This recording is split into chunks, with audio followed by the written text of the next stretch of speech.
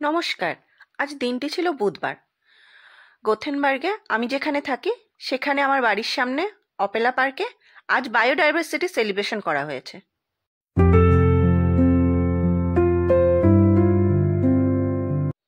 কিছু অ্যাক্টিভিটি ছিল বৃক্ষরোপণ মানে ছোট পটে গাছ লাগানো, আর ইনসেক্ট মানে প্রজাপতি, মৌমাছি এদের জন্য ঘর তৈরি।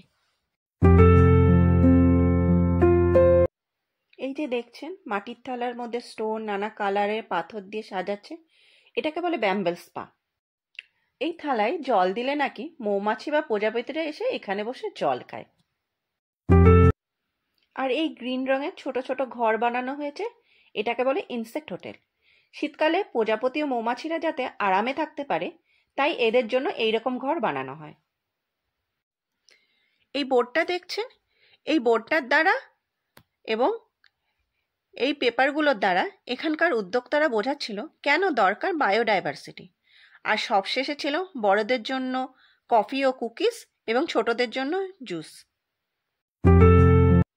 এটাকে এখানে ফিকা দেওয়া বলে। আর এই পুরো অনুষ্ঠানটিতে আমার মেয়ে মিশি পার্টিসিপেট করে এই বিভিন্ন কালারের স্টোন দিয়ে এই ব্যাম্বেল স্পাটা সাজিয়েছিল আর এই গাছটি লাগিয়েছিল। আর অ্যাক্টিভিটিতে পার্টিসিপেট করে এই হানি ও পেনটি গিফট পেয়েছে।